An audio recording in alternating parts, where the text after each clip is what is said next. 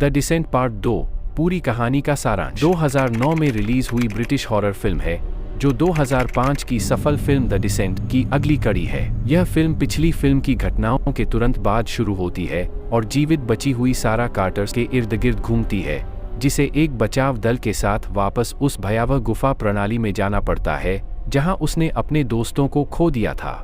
कहानी की शुरुआत फिल्म की शुरुआत में सारा गुफा से बाहर निकलकर जंगल में बेहोश पाई जाती है। उसे एक स्थानीय अस्पताल ले जाया जाता है जहां वह भयानक सदमे में होती है और उसे कुछ भी याद नहीं आता कि उसके दोस्तों के साथ क्या हुआ।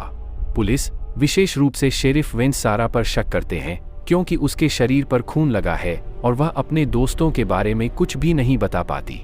लापता हुई महिलाओं की तलाश के लिए शेरिफ वेंस एक बचाव दल का गठन करते हैं।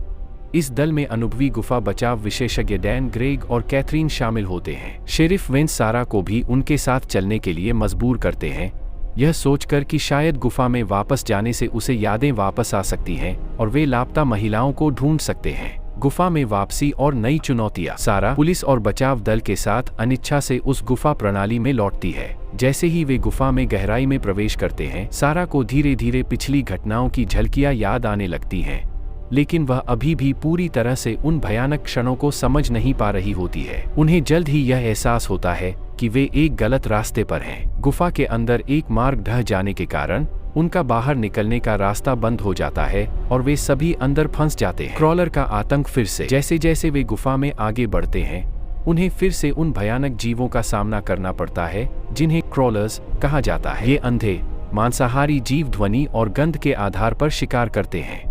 बचाव दल के सदस्य एक एक करके क्रॉलर के हमलों का शिकार होने लगते हैं। डैन मारा जाता है, जिससे बाकी टीम घबरा जाती है। सारा की यादें और स्पष्ट होने लगती हैं और उसे याद आता है कि कैसे क्रॉलर ने उसकी दोस्तों को मार डाला था। इस बीच टीम को पता चलता है कि पिछली फिल्म की एक जीवित बची हुई सदस्य जूनो अभी भी गुफा में जीवित हो सकती है। सारा को याद आता है कि जूनो ने पिछली फिल्म में उसे छोड़ दिया था, जिससे उनके बीच विश्वास का संकट पैदा हो गया था।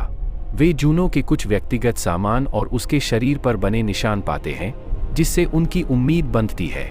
क्रॉलर के लगातार हमलों के बीच टीम अलग हो जाती है।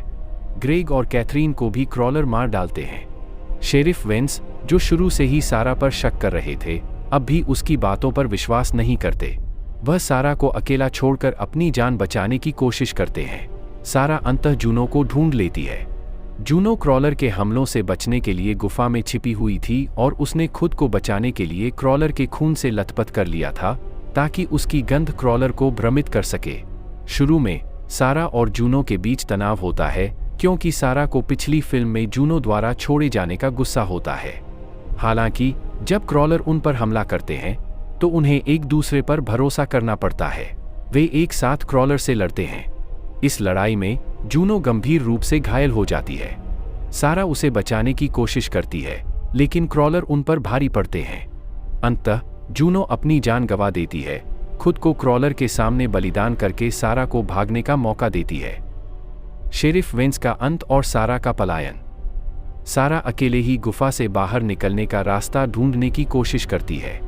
उसे एक निकास द्वार मिल जाता है, लेकिन वहां उसे शेरिफ वेंस मिलते हैं जो गुफा से बाहर निकलने की कोशिश कर रहे थे। शेरिफ वेंस, जो खुद को बचाने की होड़ में थे, सारा को रोकने की कोशिश करते हैं।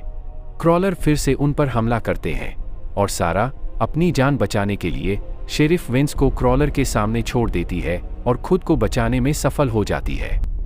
सारा एक बार फिर गुफा से बाहर निकल जाती है। वह घायल और सदमे में है, लेकिन जीवित है। फिल्म का अंत और अस्पष्टता। फिल्म का अंत अस्पष्ट है। सारा गुफा से बाहर निकलकर सड़क पर आती है और एक ट्रक को रोकती है। ट्रक ड्राइवर उसे अपने साथ ले जाता है। जब वे आगे बढ़ते हैं तो सारा को ट्रक के अंदर बैठी एक क्रॉलर की छवि दिखाई देती है, जिससे यह सवाल उठता है कि क्या वह अभी भी गुफा के अंदर भ्रम में है या क्या क्रॉलर ने किसी तरह बाहर की दुनिया में प्रवेश कर लिया है। और अगर आप लोगों को ऐसे ही रोमांचक मूवीज के बारे में जानकारी लेनी है तो हमारे चैनल को सब्सक्राइब करके बेल नोटिफिकेशन को ऑल में क्लिक कर ले ताकि ऐसे ही